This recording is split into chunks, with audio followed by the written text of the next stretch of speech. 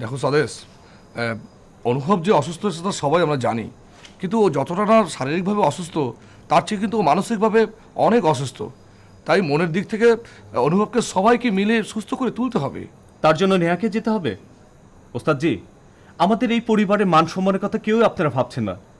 আচ্ছা বলুন তো, নেহা যদি আপনার আপন বোন হতো, আপনি পারতেন ওকে এইভাবে চলে যেতে দিতে? স্বদেশ, স্বদেশ, তুমি কিন্তু অনেক বড় একটা কথা বলে ফেললে। দেখো দেখো, তোমার পিতা আমাদের শিক্ষক ছিলেন, সে কিন্তু আমাদের পিতৃতুল্য। আর নেহাকে আমার বোনের মতোই আমি দেখি, ঠিক আছে? বোনের মতোই আর বোন এক কথা না। হ্যাঁ, ঠিক বলেছো। তার সঙ্গে যদি আমার রক্তের বন্ধন থাকতো তাহলে অনুভবকে জেল হাজতে পৌঁছতে হতো না। আচ্ছা আচ্ছা, তুমি বলো তো অনুভবের অপরাধটা কি? সে যে খুনের আসামি না সেটা তুমি জানো, নেহা জানে, আমরা সবাই জানি, অনেকেই জানে। তাহলে সেই নিরপরাধ ছেলেটাকে কষ্ট পেতে হচ্ছে কেন বলো তো? সে একটা মেয়েকে ভালোবাসে, সেটাই কি তার অপরাধ? এই কথাগুলো পুলিশ প্রশাসনই জানে, আর তাদেরকে জিজ্ঞেস করা ভালো। হ্যাঁ, সেটা অবশ্য ঠিকই বলেছো, কিন্তু যখন প্রমাণিত হবে এই স্বদেশ রায় প্রতিহিংসা পরায়ণ হয়ে অনুভবকে ফাঁসিয়েছে, আইন কি তখন অত সহজে তোমাকে ছেড়ে দেবে ভেবেছো? তখন কি সারা শহরের মানুষ জানবে না তোমার প্রতিহিংসার কারণটা কি? শোনো স্বদেশ, প্রতিহিংসা দিয়ে জেতা যায় না, জেতার জন্য প্রয়োজন হয় ভালোবাসা, কারণ ভালোবাসার শক্তির কাছে কোনো শক্তি দাঁড়াতে পারে না। এখন অনুভব সেরে ওঠার জন্য তোমার বোনকে পাঠাবে কি পাঠাবে না সেটা একান্তই তোমার ব্যাপার। আমি আসি। ওস্তাদজি দাঁড়ান, আমি যাব, আমাকে অনুভবের কাছে নিয়ে যান। চলো। নেহা, তোর কি মাথা খারাপ হয়েছে নাকি? খবরদার যাবি না। কেন যাব না দাদা? সবাই জানলে ছিছি করবে। ওই ছিছি করা নিন্দুক মানুষগুলো তোমার কাছে বড় না আমি তোমার কাছে বড়? দাদা, আজকে তুমি আমাকে যতই বাধা দাও না কেন, আমাকে আটকাতে পারবে না। অনুভবের কষ্ট সহ্য করার ক্ষমতা আমার নেই। ওস্তাদজি চলো। নেহা, ওকে বাধা দিস না স্বদেশ, ওকে যেতে দে। ওস্তাদজি চলো।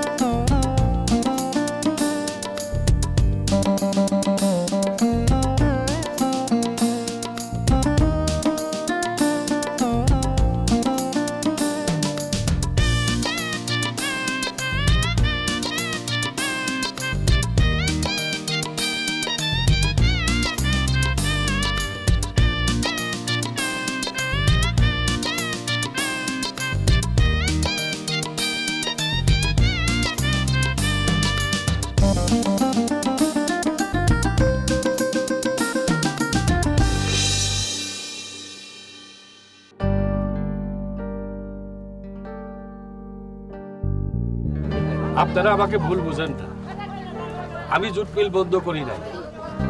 জুট মিল বন্ধ হয়েছে রাজনৈতিক সিদ্ধান্তে। আমি যে তার সাথে ছিলাম, এই অপরাধে আমি অপরাধী। আমি আপনাদের কাছে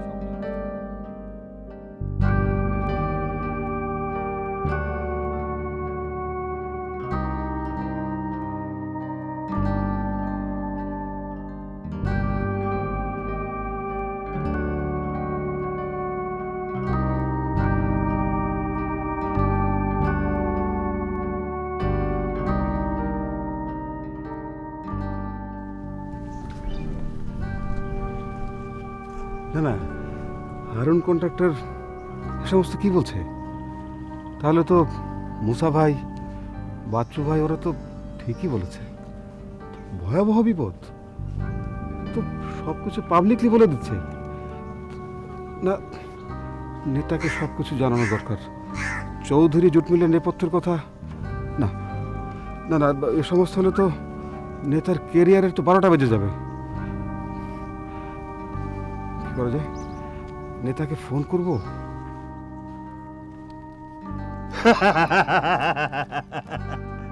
কিরে, ভয় পাইছিস এরে দেলে ফুলা রুটি খা খা খা আরে সাহস পারবি সাহস খা খা খাওলা ভয় পাই ফাজিল।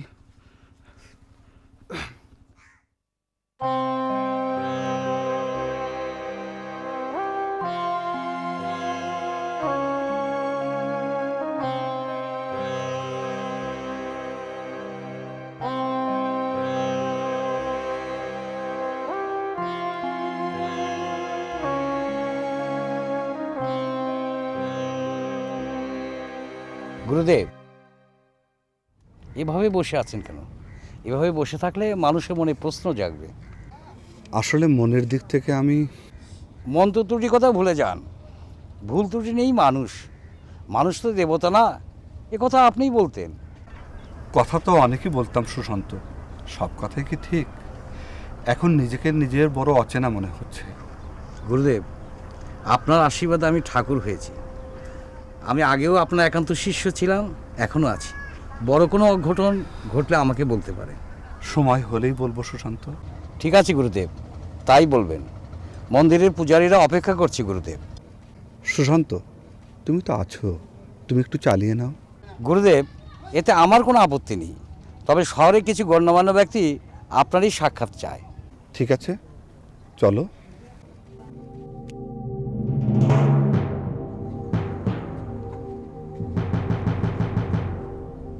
নমস্কার ঠাকুর, কি ভাগ্য আমার, একসঙ্গে দুই ঠাকুরের সঙ্গে দেখা। কেমন আছেন? সুশান্ত, তুমি ওই দিকটা সামলাও, আমি আসছি।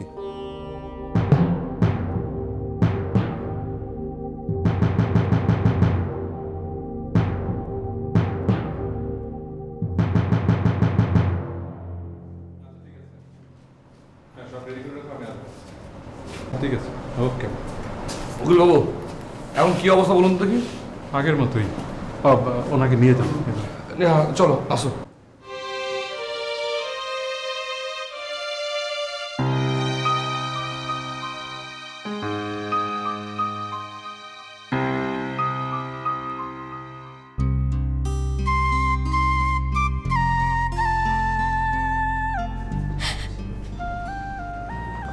নেহা, নেহা তুমি ওর পাশে থাকো, দেখবে সব কিছু ঠিক হয়ে যাবে, সব। আমার জন্য ও এভাবে কষ্ট পাবে আমি আমি কখনো ভাবিনি ওস্তাদজি।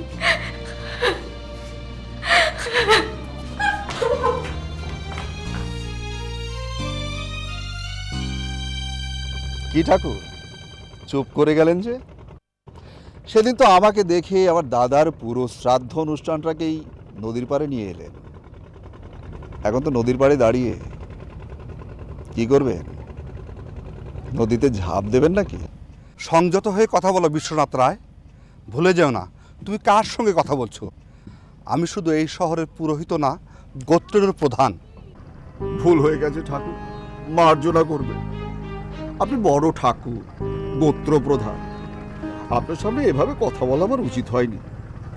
কিন্তু কি করব বলুন, ভুল করাই যে আমার স্বভাব। আর ভুল করে আপনার অপকর্মের কথা যদি সবাইকে বলে দিই তাহলে? তুমি কি আমাকে ব্ল্যাকমেল করতে এসছো? ছি ছি ছি ছি ছি ছি ঠাকুর, এটা কি বলবেন? এই যে দেখুন, ব্রাহ্মণ সন্তান, ব্রাহ্মণ সন্তান কখনো ব্ল্যাকমেল করতে পারে? তাহলে তুমি আবার কেন এই শহরে ফিরে এসেছো? তোমার তো এই শহরে আসার কথা না, কথা তো সেরকমই হয়েছিল নাকি?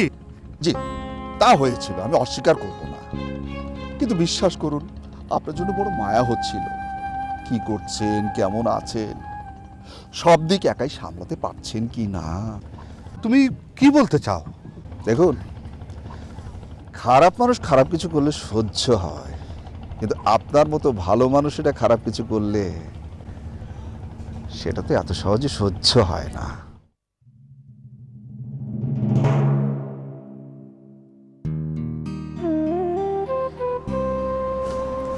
নেহা, আমার কথাটা শোনো। তোমার এভাবে ভেঙে পড়লে চলবে না, তোমার শক্ত হতে হবে, তোমার অনুভবের পাশে গিয়ে দাঁড়াতে হবে। ওস্তাদজি, আমি ওর সামনে দাঁড়াতে পারবো না। আমার নিজেকে খুব অপরাধী মনে হচ্ছে। নেহা, তুমি কেন অপরাধী হতে যাবে? এ সব হচ্ছে নিয়তি, তোমাকে তো বুঝতে হবে। নিয়তি এত নির্মম কেন হয় ওস্তাদজি? আমি তো কোনো অপরাধ করিনি। নেহা, নেহা তুমি শান্ত হও। নিয়তি এমনই, হিসাব করছে কখনো তোমার সামনে আসবে না। তুমি শান্ত হও। এসব ভেবে তুমি যদি ভেঙে পড়ো তাহলে অনুভবের ক্ষতি হবে। তোমাকে শক্ত হতে হবে, তোমাকে অনুভবের পাশে দাঁড়াতে হবে। না, আমি ওর সামনে দাঁড়াতে পারবো না ওস্তাদজি, আমি ওর সামনে দাঁড়াতে পারবো না। নেহা, তো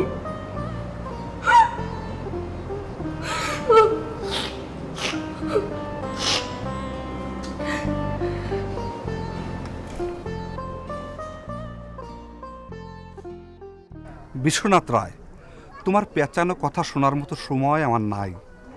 মন্দিরের শহরের গণ্যমান্য ব্যক্তিরা আমার জন্য অপেক্ষা করছে। তাই নাকি? আমিও তো এই শহরের একজন গণ্যমান্য ব্যক্তি ছিলাম, আপনার কাছেও ছিলাম, কিন্তু হঠাৎ আজ আমি আপনার কাছে অগণ্য হলাম কেন বলতে পারেন? না না, এত তাড়াহুড়ার কিছু নেই, আমার হাতে অনেক সময় আছে, পরে কথা বলা যাবে। অবশ্য বিশেষ কথা বলার জন্য এরকম বিশেষ জায়গায় উত্তম। কি বলেন ঠাকুর? বিশ্বনাথ, তুমি কি বিশেষ কথা বলতে চাও? না না, উত্তেজিত হবার কিছু নেই। ওই যে বললাম না, কেমন আছেন, কি করছেন, এইসব আর কি। আসলে তুমি কি চাও? হ্যাঁ, কি চাই সেটাই হলো কথা। চাই তো অনেক কিছু, অনেক। তোমার চাহিদা মতো যা পাওয়ার নির্ধারিত তা পূরণ করেছে, চুক্তি মতো যেটা প্রাপ্য সেটা আগামীতে পাবে। কিন্তু কি করব ঠাকুর, দিন যত যাচ্ছে চাহিদা যে ততই বেড়ে যাচ্ছে। মনটা সারাক্ষণ শুধু বলছে, বিশ্বরায় বিশ্বরায়, তুই ঠকে যাচ্ছিস, ঠকে যাচ্ছিস। আচ্ছা ঠাকুর, এটা কেমন কথা বলুন তো? খাল খুললাম আমি, অথচ মাছ চাষ করবেন আপনারা। ওই খালে মাছ চাষ হবে না কুমির বাস করবে ভগবানই জানে। গণক ঠাকুরের এক কথায় সারা শহর নড়ে উঠেছিল। সামনে কি বিপদ আছে ভগবানই জানে। আসি।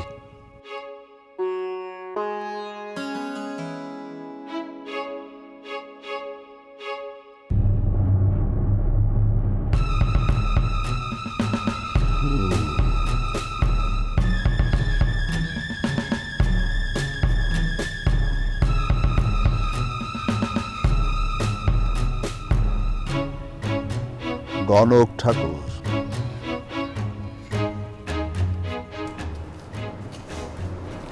এই মেয়ে, কাঁদছো কেন? তোমার তো ভাগ্য খুবই ভালো। অনুভবের মতো একটা অসাধারণ ছেলে তোমাকে পাগলের মতো ভালোবাসছে।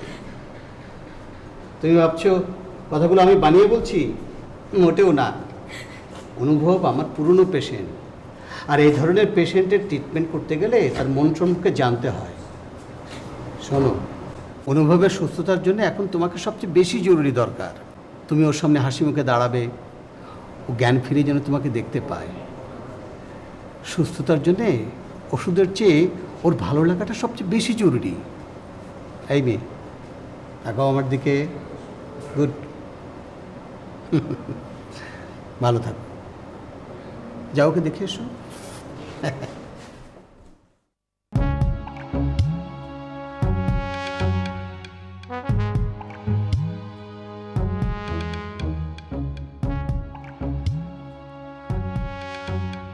পুরোহিত তো সত্যি কথাই বলেছে। ব্যাটার এক কথায় দাদার লাশটা শ্মশান থেকে মর্গে চলে যায়। এবারে যদি কারো পেছনে ঠিক ঠিক লেগে থাকে তাহলে তো তার এই স্বর্গ থেকে নরকে যেতেও সময় লাগবে না। ব্যাপারটা একটু বুঝতে হবে। এটা কি ঝড়ে বক পড়ে, ওস্তাদের কেরামতি বাড়ে, এরকম কিছু? কিরে, তুই মনে মনে কি ভাবতিস? এই কি ভাবতেছি মানে? তোর মনের কথা সব জানি। কি জানিস তুই? এই কি জানিস? তোর কথা তোর কাছে কব, আমাকে তুই পাগল পাইছিস? তোর কথা আমি মানুষের কাছে কয়ে বেড়াবো। এই এই এই এই হাসবি না। কি বলবি? কি বলবি মানুষকে? এই তোর গোপন কথা তুই যা করিস সেই সব কথা। এমন দে 10টা টাকা দে, খিদে লাগেছে রে, পাউরুটি কিনে খাবো। তাদের দে। ও, তুই তাহলে পাউরুটি পাগল, 10 টাকার জন্য মানুষকে ফাপড়ে ফেলিস। ঠিক আছে, তোকে 10 টাকা না, তোকে 100 টাকা দিচ্ছি। দাঁড়া, 100 টাকা দিয়ে 100 বার 100টা পাউরুটি কিনে খাবি, ঠিক আছে? কিন্তু মানুষকে ফাপড় দিবি না, মানুষ তাহলে পাগল ভেবে তোকে ঠ্যাঙানি দেবে, বুঝতে পারছিস? যা।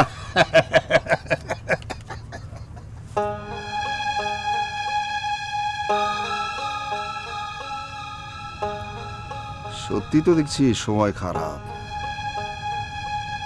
গণক ঠাকুর তো দূরের কথা, রাস্তার পাগলও দেখি ফাপড় নেয়। কিন্তু বেটার আসল রহস্যটা জানতে হবে। গণক ঠাকুর, দেখি তোমার কারসাজিটা কোথায়।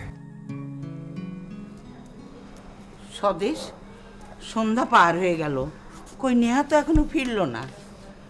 ওর ফেরা না ফেরা নিয়ে আমি আর ভাবছি না দিদিবা। যে পরিবারের কথা ভাবে না, সমাজের কথা ভাবে না, তাকে নিয়ে ভেবে আর কি লাভ? ছি দাদু ভাই, এভাবে বলছিস কেন? এই সামান্য কথাই তোমার লাগছে দিদিমা, তাই না?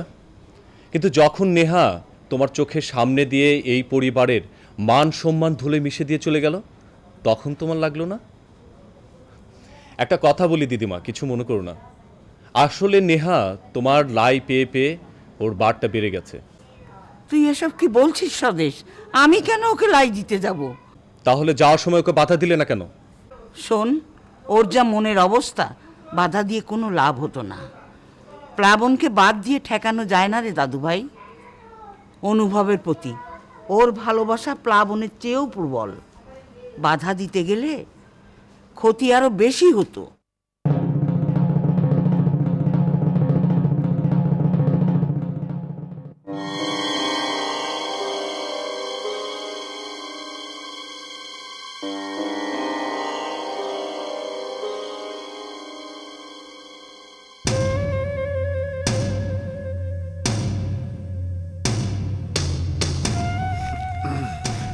করেন কি বাবা ধ্যানে আছে? তাই নাকি? না, সারা জীবন শুনেছি মুনি ঋষিরা পাহাড়ে পর্বতে বসে ধ্যান করে। উনি তো দেখছেন এই পোড়ো বাড়িতে বসে বেশ জাকিয়ে ধ্যান করছে। তরিকাটা কি? কত রকম তরিকা দেখেছেন? না, বাস্তবে দেখিনি, তবে সিনেমায় দেখেছি। মুনি ঋষিরা পাহাড়ে পর্বতে বসে ধ্যান করেন। তারা উলঙ্গ শরীরে শুধুমাত্র লেংটি পরে ধ্যান করেন। আর আপনি তো দেখছি বাহারি পোশাক পরে মানে ধ্যান করছেন। আপনি সীমা ছাড়িয়ে যাচ্ছেন, সংযত হয়ে কথা বলুন। বাহ, এটা কোন ধরনের কথা হলো? আমি তো সত্য কথা বলতে পারবো না। শুনেছি গণক ঠাকুর নাকি সত্যের অনুরাগী। ঠিকই শুনেছেন, বাবা যা বলেন সত্য বলেন। বাবা যা ভবিষ্যৎবাণী করেন কখনো মিথ্যা হয় না। ওরে বাবা, উনি তো তাহলে সত্যবাদী যুধিষ্ঠির। আমি সত্যবাদী যুধিষ্ঠির নই, আমি অতি সাধারণ একজন মানুষ। মানুষের 3 কালের হিসাব করি। মানুষ বিপদে আসলে বিপদ থেকে উদ্ধার করার চেষ্টা করি। তা আপনি কেন এসেছেন? আপনি কি বিপদে পড়ে আমার এখানে এসেছেন? আমার আমার আবার বিপদ কিসের? বিপদ আপনাকে অক্টোপাসের মতো আষ্টে পিষ্টে পেঁচিয়ে ফেলেছে।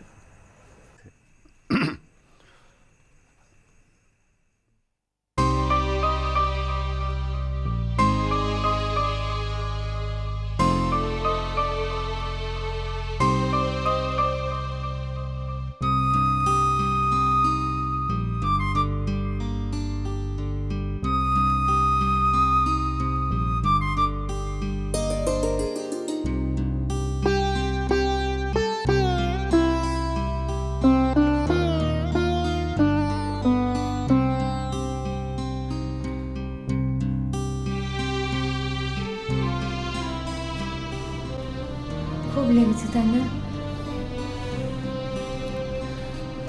আচ্ছা তোমার কেন এমন হয়?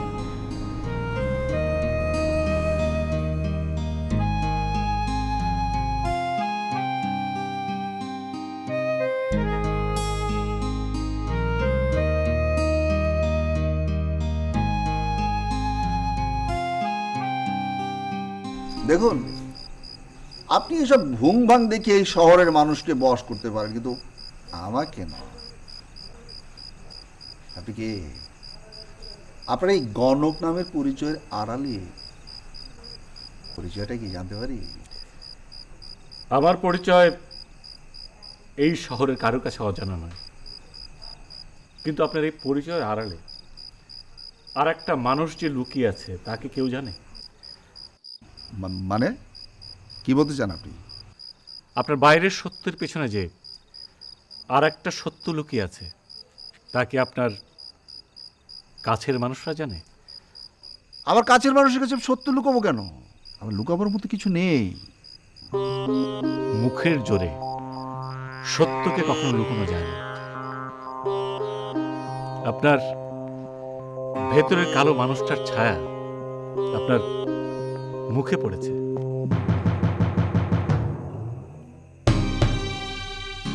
হাজার মুছলেও এই দাগ কখনো মুছবে না। পাপের চিহ্ন এত সহজে মোছা যায় না বিশ্বনাথ রায়। আপনার নাম আমি জানি তাতে আপনি চমকে উঠলেন।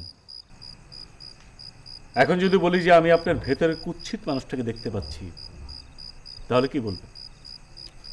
বলেছি না, বিপদ আপনাকে অক্টোপাসের মতো আষ্টে পিষ্টে পেঁচিয়ে রেখেছে।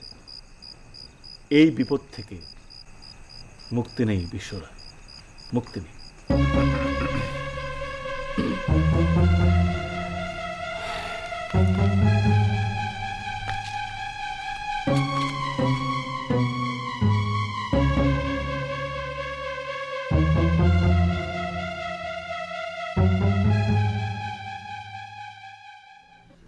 সালাম আলাইকুম হারুন ভাই। ওয়ালাইকুম আসসালাম। কেমন আছেন আপনি?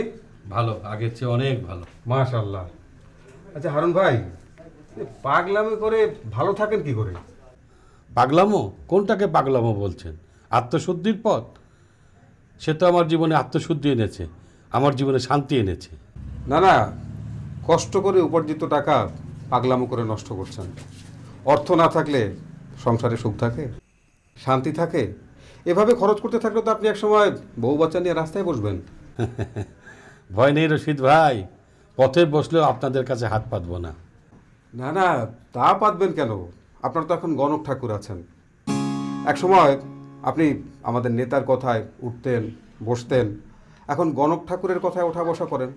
তার মানে এটা বুঝতে হবে যে গণক ঠাকুর নেতার থেকে অনেক শক্তিশালী, অনেক ক্ষমতাধর। আচ্ছা হারুন ভাই, গণক ঠাকুরের উদ্দেশ্যটা কি? নেতার ভাবমূর্তি নষ্ট করার জন্য সে আপনাকে দিয়ে একের পর এক এই মরণ খেলা খেলে যাচ্ছে। আপনার কথা ঠিক বুঝলাম না। এভাবে দরজায় দাঁড় করিয়ে রেখে কারণ খোঁজাটা এটা কোন ধরনের সৌজন্যতা? আমি খুব আশ্চর্য হচ্ছে হারুন ভাই, একসময় আপনি আমাকে আপনার বাড়িতে দাওয়াত খাওয়ানোর জন্য সময় সুযোগ খুঁজতেন, অথচ আজ কিছু মনে করবেন না রশিদ ভাই, সময় আর মানুষ দুটোই বদলে গেছে। এসেছেন যখন আসুন, ভিতরে আসুন। চলো।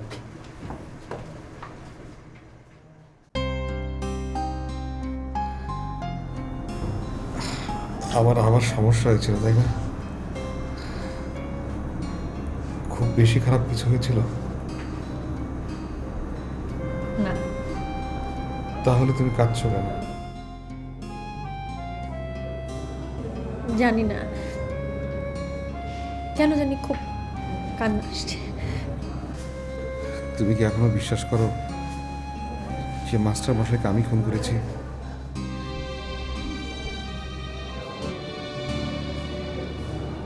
এটা আমি কখনোই বিশ্বাস করিনি অনুভব, আজও করি না। আর সে কারণে আমার কষ্টটা এত বেশি।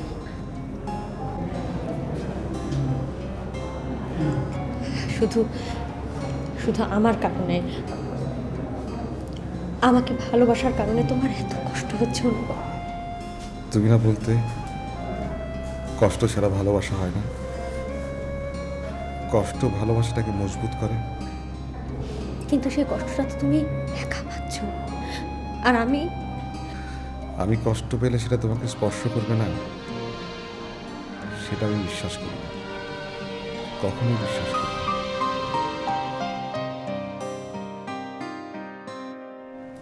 হ্যাঁ হ্যাঁ, কালকে সব পিটিশনগুলো সব ঠিক করে রাখো। হ্যাঁ, সকালে পিটিশন দিতে হবে। ওকে, হ্যাঁ হ্যাঁ, ঠিক আছে, ওকে ভাই। উকিল বাবু, একটা কথা জিজ্ঞেস করতে পারি? বলুন। না মানে বলছিলাম কি যে অনুভব তো অসুস্থ হওয়ার পর মানে জেল হাজত থেকে হসপিটালে নিয়ে এসছে, এখন সুস্থ হয়ে যাওয়ার পর কি আবার ওকে জেল হাজতে পাঠিয়ে দেবে, তাই তো? নিয়ম তো তাই। আচ্ছা আচ্ছা, একটা বুদ্ধি করলে কেমন হয় বলুন তো দেখুন। কি বুদ্ধি? না মানে বলছিলাম কি, ডাক্তারবাবুকে যদি একটু পটিয়ে পাটিয়ে বোঝাতে পারি, মানে ওনাকে যদি একটু কনভিন্স করা যায়, তাহলে চিকিৎসার নাম করে একটু সময় বাড়িয়ে যদি অনুভবকে এখানে হসপিটালে রাখা যায়, তাহলে একটা নিউ সিস্টেম হলো। কি বলুন, ভালো বুদ্ধি না? ওস্তাদজি, এতদিন জানতাম এইসব বুদ্ধিগুলি উকিলদের মাথায় থাকে, এখন দেখছি যে শিল্পী, সাধক সবার মাথায় বুদ্ধি কাটছে। না আসলে হয়েছে কি, এভাবে কথা বলে আমাকে লজ্জা দেবেন না। মানে মানে হয়েছে কি, অনুভবের জন্য আমার খুব কষ্ট হয়। এই ছেলেটার জন্য কিছু করতে পারলে আমার খুব ভালো লাগবে, বুঝতে পেরেছেন? সেটা আমি জানি। অনুভবের প্রতি এই শহরের মানুষগুলোর মমত্ববোধ এত বেশি যে অনুভব নিজেই এটা জানে না। হ্যাঁ, এই মমত্ববোধ দিয়েও তো শেষ পর্যন্ত ওকে আমরা কেউ বের করতে পারলাম না। তা পারিনি, তবে জেল হাজতে আর যাতে থাকতে নয় সেই ব্যবস্থাই করছি। আশা করি কাল তার জামিনের ব্যবস্থা হয়ে যাবে।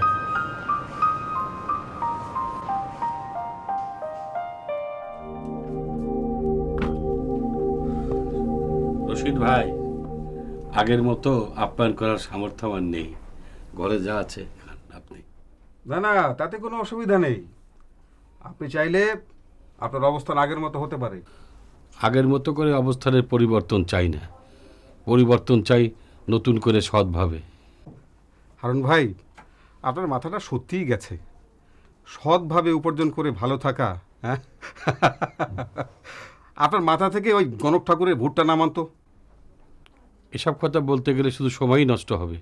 কি বলতে এসেছেন বলুন। কি বলতে এসেছি তা কি সত্যি আপনি বুঝতে পারছেন না? এতদিনের ঝানু কন্ট্রাক্টর হঠাৎ নির্বোধ হওয়ার মতো তো কোনো কারণ দেখছি না। আপনি ঠিকই বলেছেন, আমি নির্বোধ নই। আপনার আসার কারণ আমি ঠিকই বুঝতে পেরেছি, কিন্তু আপনিই নির্বোধের পরিচয় দিয়েছেন। মানে? নেতা বলতেন আপনি নাকি খুব ট্যালেন্ট, মানুষের সাইকোলজি সহজেই বুঝতে পারতেন। তাহলে দরজা থেকে যখন ভিতরে আসতে বলিনি, তখনই আপনার বোঝা উচিত ছিল যে আপনার প্রস্তাবে আমি রাজি হব না। হারুন কন্ট্রাক্টর, আপনি কিন্তু মরণ খেলা খেলছেন। আপনি আত্মশুদ্ধি করতে চান, করুন, কোনো অসুবিধা নেই। কিন্তু আপনার কারণে যদি অন্যরা বিপদে পড়ে, তাহলে কিন্তু আপনি রেহাই পাবেন না। চৌধুরী জুট মিল নিয়ে নতুন করে খেলা বন্ধ করুন। তা না হলে আপনি নিজে বিপদে পড়বেন, আপনার পরিবার বিপদে পড়বে। একটা বিষয় তো খুব ভালো করেই জানেন, নেতা পথ থেকে কাটা দূর করতে নেতার আর কোনোভাবেই কিন্তু কাঁপবে না। আমাকে হাসালেন রশিদ ভাই। এই হারুন কন্ট্রাক্টর কি মৃত্যুর ভয় দেখাচ্ছেন? একটা কথা মনে রাখুন, মানুষ যখন আত্মশুদ্ধির পথ দেখে তখন মৃত্যুকে পরোয়া করে না।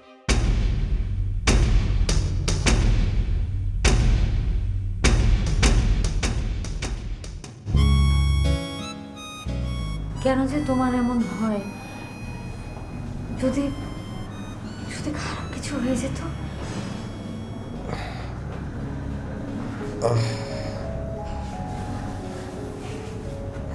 কি কষ্ট হচ্ছে অনেক? হ্যাঁ অনুভব? নেহা, তুমি পাশে থাকলে কোনো কষ্টকে আমার কষ্ট মনে হয় না। তাহলে সারা জীবনের জন্য আমাকে কাছে রেখে দাও না। সেই স্বপ্নটার মতো কাশ বনে পালিয়ে গিয়ে ঘর বাঁধার স্বপ্ন। জানো নেহা, সেই স্বপ্নটা আমি আরেকবার দেখেছিলাম, একেবারে অন্যরকম ভাবে।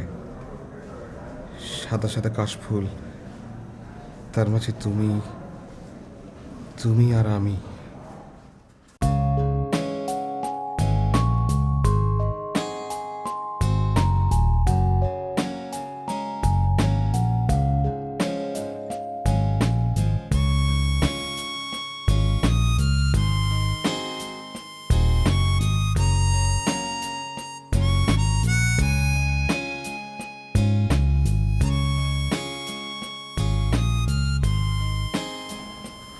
তারপর হঠাৎ আমি যেন কোথায় তোমাকে হারিয়ে ফেললাম। বিশ্বাস করো নেহা, জেলখানার গারদের ভেতরে যখন ছিলাম আমি বুঝতে পারতাম না কোনটা স্বপ্ন, কোনটা কোনটা বাস্তব। আমার বারবার মনে হতো আমি তোমাকে হারিয়ে ফেলেছি।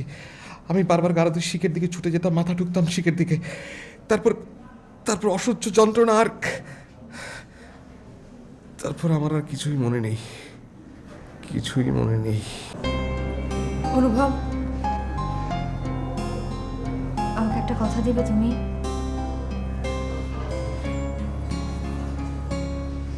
দিব্যি কেটে বলতে হবে কিন্তু।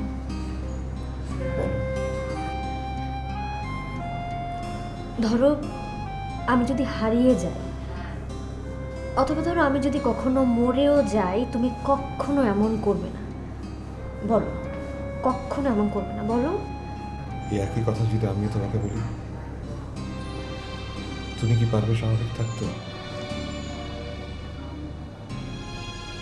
যদি পারো তাহলে আমিও পারবো।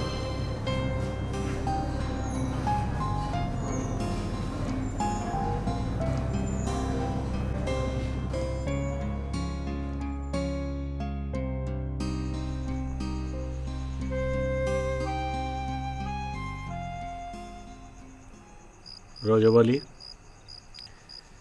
কিছু বলবে মনে হয়? হ্যাঁ বাবা, একটা প্রশ্ন বারবার কেবল মাথায় ঘুরপাক খায়, বলা হয় না। কি প্রশ্ন? অন্ধকার রাতে প্রদীপ জ্বালিয়ে ধ্যান করেন, ধ্যান আর প্রদীপের মধ্যে সম্পর্ক কি? সম্পর্ক আছে রজবালি। মানুষ আলোর পথযাত্রী, পশুরা আলোকে ভয় পায়, কিন্তু মানুষ ছুটে যায় আলোর উৎসর সন্ধানে। মানুষ অন্ধকারে ইবাদত করে না কেন জানো? না বাবা, জানি না। মানুষ ভেতরের আলোকে বাইরের আলোতে উদ্ভাসিত করে, ঈশ্বরের কাছে, প্রকৃতির কাছে। কিন্তু যখন মানুষের ভেতরের আলোটা নিভে যায়, পশুত্ব জেগে ওঠে, তখন সেই মানুষ আলোকে ভয় পায়, আলোর পথ ছেড়ে অন্ধকার পথে যেতে পছন্দ করে।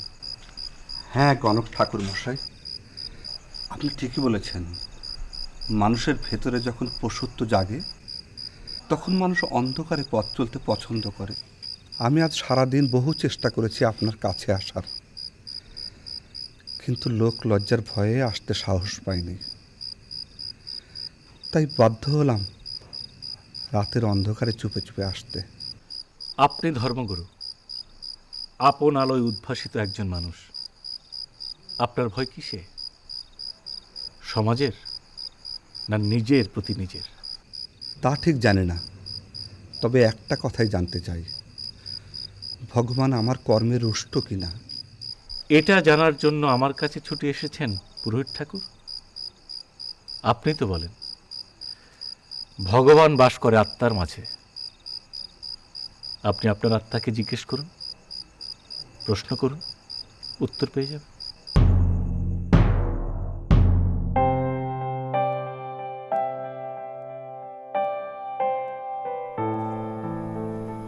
স্বদেশ, আর কত সময় না খেয়ে থাকবি ভাই? চল চারটে খেয়ে নে। আমার গলা দিয়ে খাবার নামবে না দিদিমা। এইভাবে উপোস করে কি মানুষ বাঁচে? সত্যি কি আমরা বেঁচে আছি? এইভাবে বেঁচে থাকা কি বাঁচা বলে? একের পর এক এমন ঘটনা ঘটছে যার কোনো কুলকিনারা খুঁজে পাচ্ছি না। মানুষের জীবনটা এরকমই হয় রে ভাই। যখন বিপদ আসে তখন চারিদিক থেকে উপচে পড়ে, আবার সেই বিপদ বেশি সময় থাকেও না। আমাদের বিপদ অন্তহীন, একটা শেষ না হতে হতেই আরেকটা এসে সামনে দাঁড়ায়। নেহা এইভাবে চলে গেল, সমাজের লোকজন কি বলবে একবার ভেবে দেখেছো? ছোট কাকাকে কি জবাব দেব সেটা ভেবেই আমি কুল পাচ্ছি না। স্বদেশ, আমাকে নিয়ে তোমার ভাবতে হবে না। তোমাদের কোনো অপরাধী আমার কাছে অপরাধ না। আমি জানি এখানে থাকলে এরকম ঘটনা একটার পর একটা ঘটতেই থাকবে। এটা তো আর কলকাতা শহর না যে কোনো কিছু কেউ জানবে না। এটা ছোট্ট শহর, ছোট একটা কিছু ঘটলেই সবাই জেনে যায়। তারপর নেহা যে কার্যকলাপটা করলো সেটা তো ভাবাই যায় না। এটা জেনে কোনো সম্ভ্রান্ত ব্রাহ্মণ পরিবারের সন্তান তার দিকে এগিয়ে আসবে?